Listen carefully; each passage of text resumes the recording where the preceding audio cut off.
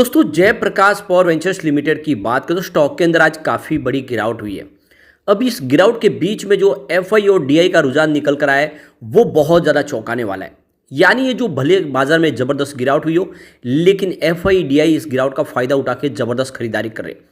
अब जैसे कि स्मॉल कैप और मिड कैप के लिए मुसीबत खड़ी हो गई है सेबी के नए रूल्स के तहत, लेकिन क्या उसका निगेटिव इफेक्ट जेपी पावर में पड़ेगा या फिर जेपी पावर में एक्चुअल में ये खरीदारी का बहुत अच्छा मौका दिखाई दे रहा है, क्योंकि आने वाले समय में फिर से हमारे सामने क्वार्टर फोर होगा और अगर क्वार्टर फोर शानदार आए तो फिर इस स्टॉक को रोक नहीं पाएगा। तो क्या इस समय इस गिरावट का फायदा उठा के इन्वेस्टमेंट करना चाहिए, क्योंकि स्टॉक बहुत ज़्यादा अंडर वैल्यू है अभी भी।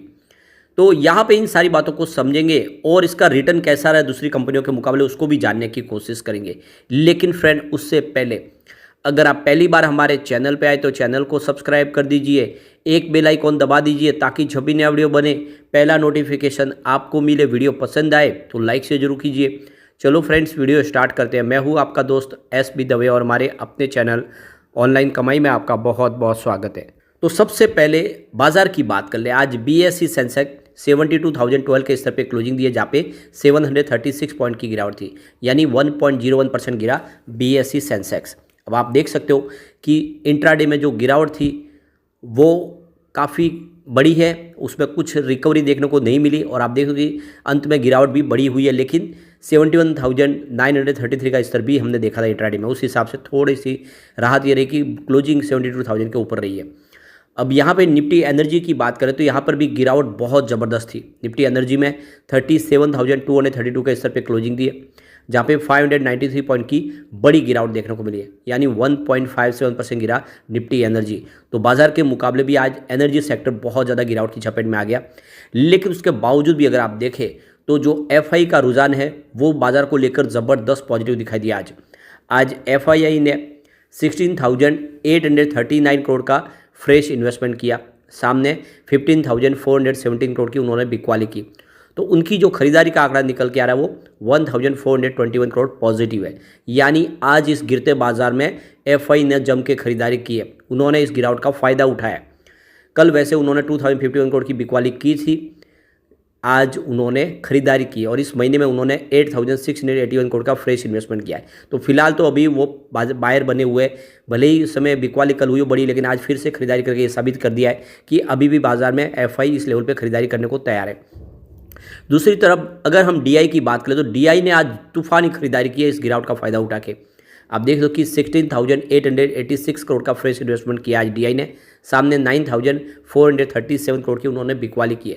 तो उनकी जो खरीदारी का आंकड़ा निकल के आ रहा है वो 7,449 करोड़ पॉजिटिव है और ये काफ़ी बड़ा आंकड़ा है पिछले कुछ समय के बाद। यानी देखिए इस महीने में यानी 13 मार्च को इन्होंने एक बड़ी खरीदारी की, उसके बाद में फिर से बहुत ज़बरदस्त खरीदारी हुई है। आज तो गिरते बाजार में इन्होंने 7,500 करोड़ के आसपास की जो खरीदारी की है, ये इशारा है कि वाकई में बाजार में अभी भी इतनी कोई तकलीफ वाली बात नहीं है, यानी बाजार फिर से ही संभल सकता है।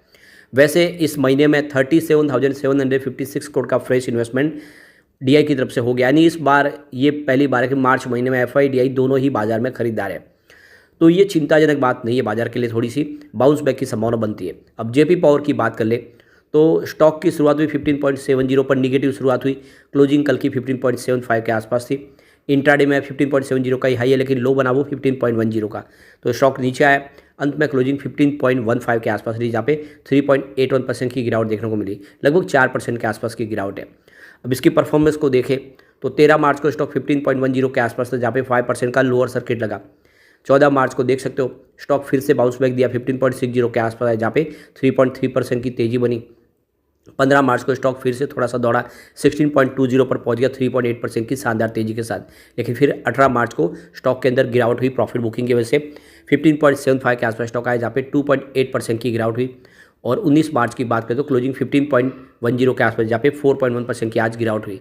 तो पिछले 2 दिन की जो तेज़ी थी यानी 14 और 15 मार्च के, उसके बाद में अब फिर से थोड़ी सी यहाँ पे प्रॉफिट बुकिंग दिखाई दे रही है और स्टॉक वैसे 15 के आसपास एक सपोर्ट इसको मिलता हुआ दिखाई दे रहा है। वैसे यह स्टॉक ऑलरेडी बड़ा मल्टीबैगर साबित हो, इसने लोगों को मालामाल किया ही है, क्योंकि 27 मार्च 2020 को इसे 50 पैसे के आसपास स्टॉक था। उस हिसाब से अगर किसी ने इसमें 1 लाख रुपए का निवेश किया होगा तो इस समय उसका इन्वेस्टमेंट 30 लाख का हो रहा है। तो ये बड़ा मल्टीबैगर रिटर्न दे चुका है। लेकिन इसकी जो ऑल टाइम हाई है देखें तो वो 43 के आसपास, यानी 143 के आसपास, उस हिसाब से स्टॉक अभी भी बहुत ज़्यादा अंडर वैल्यू है। अब ये पूरा मामला जो बना, ये गिरावट का जो माहौल बना स्मॉल कैप के अंदर, मिड कैप के अंदर, उसके पीछे वजह सेबी का रूल्स है। अब सेबी ने कमर कस ली है। Association of mutual fund India की तरफ से जो है, यानी जो म्यूचुअल फंड है, उनको कहा गया है कि आप अपनी जो पोजीशन है उसको कम करें, यानी स्मॉल कैप मिड कैप से निवेश को कम करें, रिस्क को कम करें और अपना जो इन्वेस्टमेंट है वो लार्ज कैप की तरफ शिफ्ट करें। तो एक तरह से उनको एक जो बंधन दे दिया है और इसके लिए डेट भी, डेडलाइन दे दी थी 15 मार्च, जो निकल चुकी है। 15 मार्च तक म्यूचुअल फंड को अपनी होल्डिंग ट्रिम करनी है स्मॉल कैप से और मिड कैप से, और इसने पूरा बाजार का सेंटीमेंट बिगाड़ दिया है कि काफ़ी भारी निवेश किया है। पिछले दिनों अगर आप देखें तो सेबी ने ये बताया कि करीब 92% जो स्मॉल कैप के अंदर म्यूचुअल फंड की स्टेक बढ़ी है। काफ़ी ज़बरदस्त पिछले दिनों जो अट्रैक्शन देख के काफ़ी भारी निवेश किया है और ये रिस्क को बना जा रहा है, और इसीलिए सेबी चाहती है कि इस रिस्क को कम किया जाए और जो निवेश है वो म्यूचुअल फंड का मिड कैप और स्मॉल कैप से निकल के थोड़ा सा लार्ज कैप की तरफ शिफ्ट हो, और इसी वजह से ये सब स्टॉक में गिरावट की संभावना बनी। लेकिन अब गौर करने वाली बात है कि क्या जेपी पावर को भी इसका असर होगा, क्या जेपी पावर से भी भारी निवेश निकल सकता है? तो सवाल का जवाब है नहीं, क्योंकि यहाँ पे फरवरी के अगर हम डाटा देखें तो सिर्फ 2 म्यूचुअल फंड ने यहाँ पे एंट्री की हुई है, 2 म्यूचुअल फंड ने ही निवेश किया है। Motilal Oswal Nifty micro cap 250 index fund ने यहाँ पे 860 करोड़ का इन्वेस्टमेंट किया हुआ है। इसके अलावा grow Nifty total market index fund का यहाँ पे 103.60 करोड़ का इन्वेस्टमेंट है। तो ये क्लियरली आप देख लो कि 1000 करोड़ से भी नीचे का निवेश हुआ है। सिर्फ 2 म्यूचुअल फंड यहाँ पे एंट्री की हुई है, बड़ी ज़्यादा म्यूचुअल फंड नहीं है। तो अगर ये अपनी स्टेक कम भी कर लेते हैं तो जेपी पावर की सेहत पे कोई ज़्यादा फर्क नहीं पड़ेगा।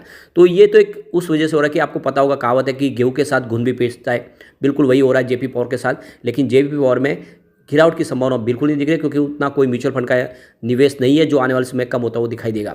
और दूसरी तरफ इसका बिजनेस जो काफ़ी शानदार है, आप देख ही सकते हो इसका रेवेन्यू लगातार बढ़ रहा है। दिसंबर 2022 में जहाँ पे 1206 करोड़ के आसपास था, वो दिसंबर 2023 में 2214 करोड़ के आसपास पहुँच गया, काफ़ी ज़बरदस्त बढ़ा है। और अभी मार्च का हमारे सामने रिजल्ट होगा, बेहतर रिजल्ट होगा तो इसकी प्राइस डेफिनेटली बढ़ सकती है। प्रॉफिट की बात करें तो दिसंबर 2022 में 218 करोड़ का बड़ा लॉस था, दिसंबर 2023 में 173 करोड़ का शानदार प्रॉफिट हुआ है। तो कंपनी बड़े लॉस से प्रॉफिट में आ गई और कंपनी लगातार अपने कर्ज को भी कम कर रही है। अब इसको अगर हम इसके पेयर कंपनियों की तुलना में अगर देखें इसका रिटर्न, तो काफ़ी बेहतर रिटर्न भी दिया इसने, और इसीलिए अभी थोड़ी प्रॉफिट बुकिंग दिखाई दे रही है। पिछले एक साल में जेपी पावर ने 150% का शानदार रिटर्न दिया, जबकि एनटीपीसी ने इस दौरान 77% का पॉजिटिव रिटर्न दिया है। अदानी पावर ने 159% का पॉजिटिव रिटर्न दिया है। तो विनर यहाँ पे जेपी पावर है। बात अगर हम 6 मंथ की कर ले तो 6 मंथ में जेपी पावर ने 46% का पॉजिटिव रिटर्न दिया है। इस दौरान एनटीपीसी में 30% की तेजी बनी है और अदानी पावर 38% दौड़ा है। तो यहाँ पर 6 मंथ के हिसाब से भी बिल्कुल आपको विनर जेपी पावर ही दिखाई देगा। यहाँ पे अगर हम बात करें इसके 3 मंथ के रिटर्न की, तो जेपी पावर ने 7.09% का पॉजिटिव रिटर्न दिया है। इस दौरान एनटीपीसी की बात करें तो 1.23% की तेजी बनी है और अदानी पावर में तो 3.22% की गिरावट हुई है। तो 3 मंथ के हिसाब से भी जो विनर है बिल्कुल यहाँ पे जेपी पावर ही है, यानी जेपी पावर ने अपनी पेयर कंपनियों की तुलना में अच्छा रिटर्न दिया है। अगर हम बात कर ले 1 मंथ की, तो जेपी पावर ने 27% की बड़ी गिरावट दर्ज की है। इस दौरान एनटीपीसी में 7% की ही गिरावट हुई है और अदानी पावर में 8% की गिरावट हुई है। तो पिछले 1 महीने में ये जो गिरावट है बहुत भारी है और इसके पीछे वजह सेबी की तरफ से जो सख्त कदम उठाया गया उसका असर, और इसी वजह से स्टॉक थोड़ा नीचे आया है। बाकी ओवरऑल इसने बहुत अच्छा प्रदर्शन किया है।